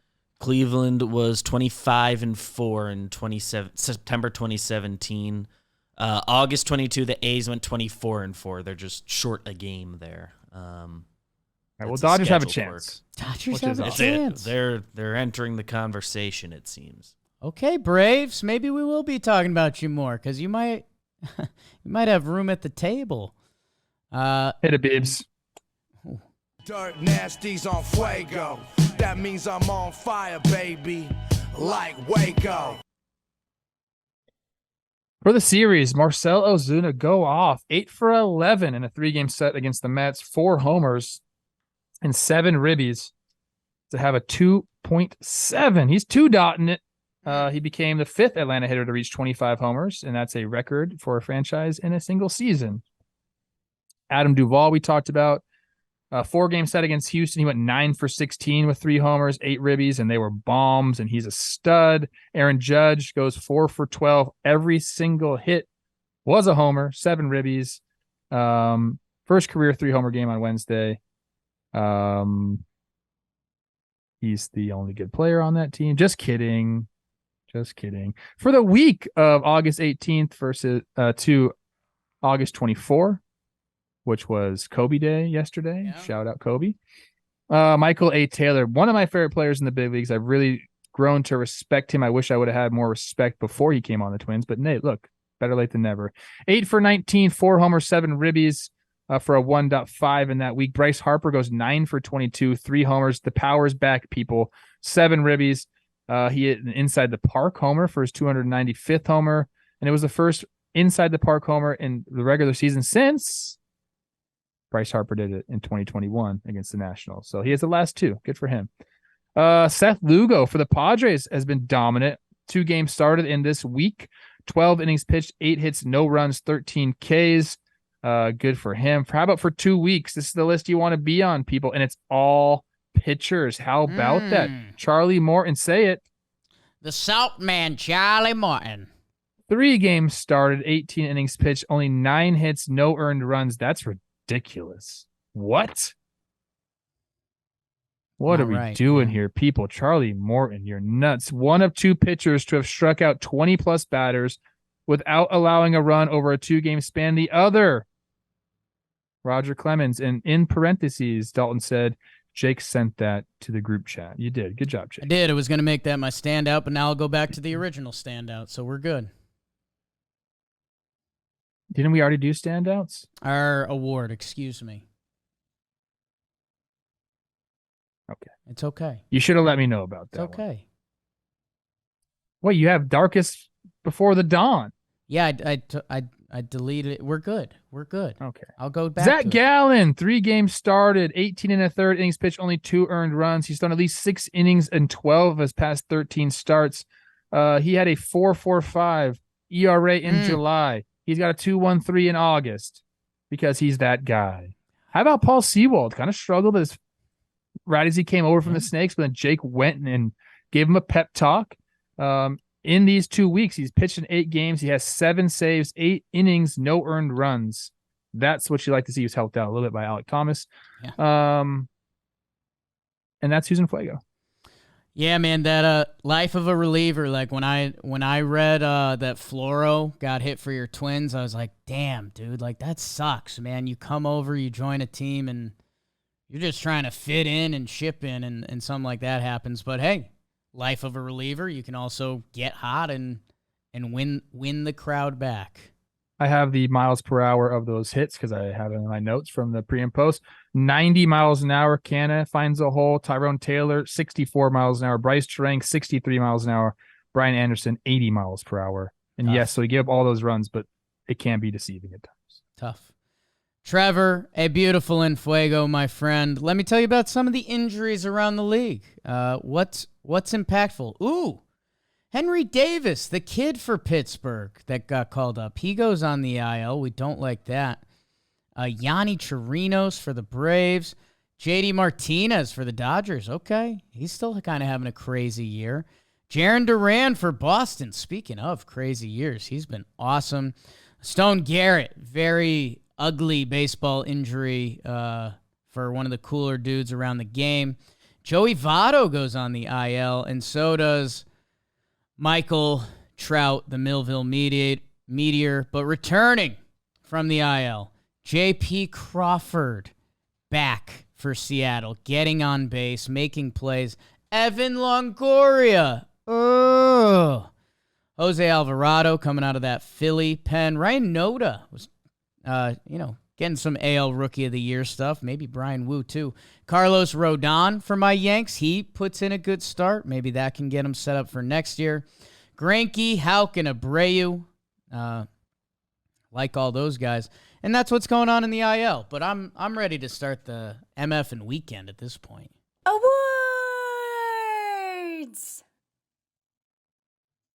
Goat. I am giving out the Rojas Big D Award. What's that And about? I could give it to Miggy Rojas. He's a defender. He's a stud.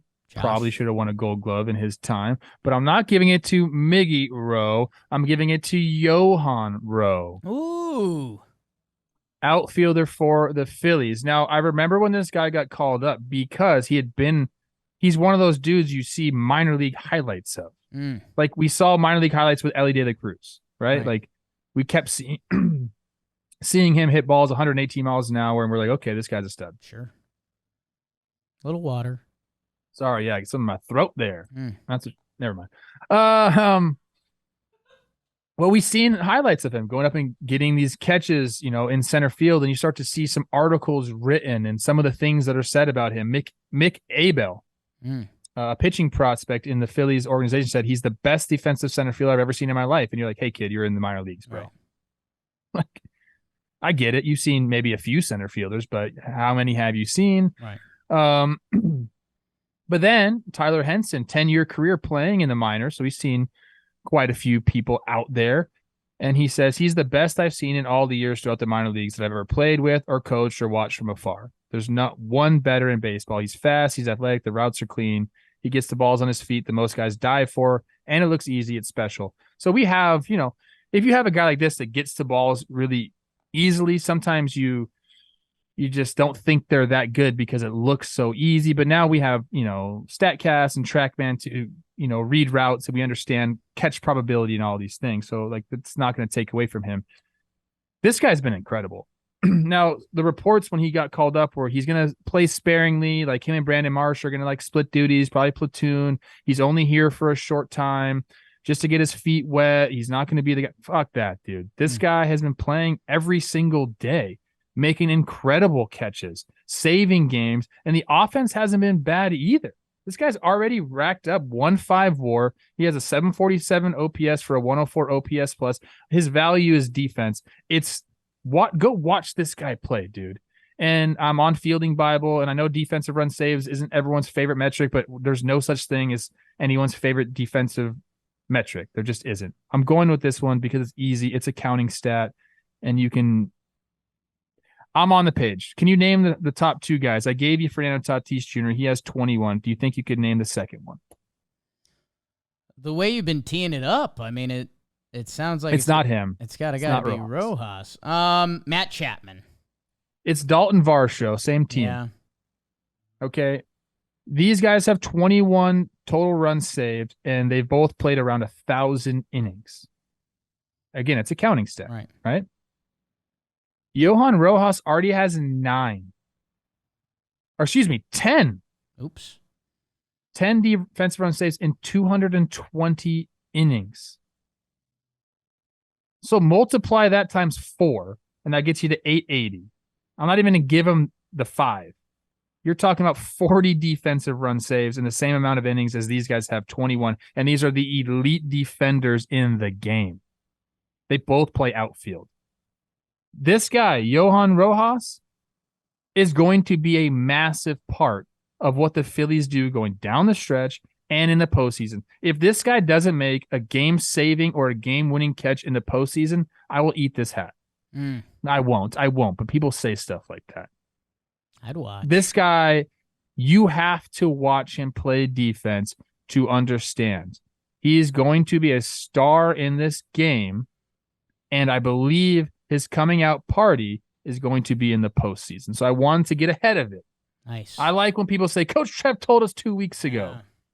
Remember that I said this. This dude is going to make a massive impact on the Phillies season this year, and I believe propel them to win a playoff series. So just remember, Coach Trev told you, Johan Rojas, watch out for this guy. I love it. One of my favorite things to watch in this sport is good outfield defense. And I'm excited to see him in the playoffs make the big play like you're talking about. Because, man, there's just something about that, right? There's just something about that. You're pitching, and it's nice to have that guy out there, and there's one or two plays that you can remember from every postseason. Chas McCormick into the wall. How about Benintendi, right? Like, that'll happen. Another guy I wanted to highlight just a little bit because same vein, rookie called up Cade Marlowe of the Mariners. Big old forearms. Yeah. What does he have? I just had it up. He has 7 defensive run saves in only 188 innings. So these guys are special defenders, but watch out for Johan Rojas. It's a great award, Trev. A great award. As I mentioned, and you're right, I almost audibled mid-ep to talk more about Charlie Morton because what he's doing is disgusting. When you're only on a list with Roger Clemens, who, by the way, at that point, I think he was enhanced a little bit. Charlie Morton has been absolutely electric, but there's going to be a lot of more times to talk Braves. There's not going to be a lot more times to talk Halos, and I wanted to talk about It's Darkest Before the Dawn. I mean, one of the worst days in a baseball team's history. Shohei Ohtani, arguably the most talented player to ever play, gets a tear in his UCL. He'll be done pitching. This team's been already spiraling a little bit. Mike Trout, the best player of our generation before the best player of our generation came over, gets hurt on the same day, and it's just as sad as a tweet, and people are getting their LOL Angels stuff going. I don't know what's next. I don't know how ugly it's going to be in Anaheim, and it's probably not going to be quick, but I want to give a shout out to two kids. I know my guy Zach Neto, your guy Zach Neto, the shortstop. He's on the IL now, but he got called up. He was the first player from the 2022 draft to get the call, and we kind of laughed. Like, that's pretty sick, dude. You didn't really have to do any minor leagues. Like, nice, bro. 22 years old, playing starting shortstop. It looks like he'll probably be there for the next, 5-6 years. That's pretty nice. That's a nice thing to have a young shortstop you believe in. They also called up the first player from this year's draft, Trev, to get called up to the show. It's your guy, Nolan Schanuel, who, by the way, has a John Boy Media connection. Our Sam, her parents were a host family for some summer ball college boys, and he was one of them. Drafted in the first round this year by the Halos. He's been leading off playing first base. He's gotten a hit in each of his first 6 games. What?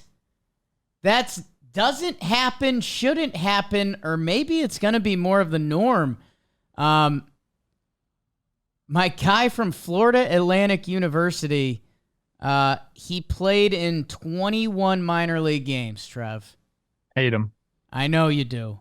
But he's come up to the Halos, and now he's hitting. So, I don't know. I mean, there's going to be a lot of talks about the Angels front office coming up. Early returns is they've hit on their back-to-back first-round picks, which that feels weird to say. And they're the only 2 kids from their class that have been called up to the major leagues.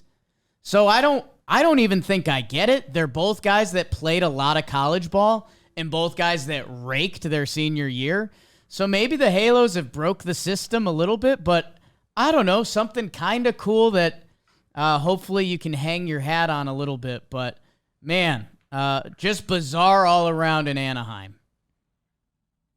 I love it. I haven't watched Schanuel a lot, obviously. He's fresh into the game, but I say I hate the guys that don't play a lot of minor league baseball and get to go straight to the show, but I'm just jealous of them. Yes. It's an incredible feat to be taken in this year's draft and make it to the big leagues and then have success. So it's crazy. The Angels, oh man, the Angels season could have been so much different if they did decide to move off of Shohei. And again, I was championing them and saying, you can't do that. I'm glad they made the trades. They gave up some of their top prospects to get Giolito and Lopez over there. So they kind of, depleted the farm system a little bit, but it's nice for them to have, these 2 feathers in their cap. And maybe it's a sign of things to come for the Angels. Maybe they're just going to continue to hit on their draft picks. Maybe there's other guys coming from these 2 drafts. They did really well. And maybe you're going to have some sort of a rebuild or a retooling that can happen quickly, because without that, it seems like dark days ahead. You just said it's the darkest before the dawn. I think it's going to stay dark there for a little bit, unless you get more guys like this coming up and helping your team out. Could still be getting dark, but hey, at least you got a reason to watch, which that's... Who's on their team next year? I'm looking at their roster resource page, which you can do. That's still a viable option, Jared. A lot of free agents. Angels fans, we're with you. Enjoy watching some Halo baseball. Enjoy watching the weekend of Halo baseball, or maybe another team. Enjoy it. It's hot in the street season. It's going to be Labor Day soon.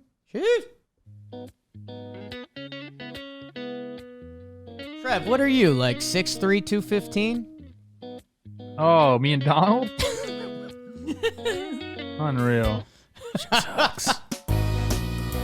I'm 6'1.5". Okay. Sitting right now about 198. Your player page was listed 6'2", 215, so...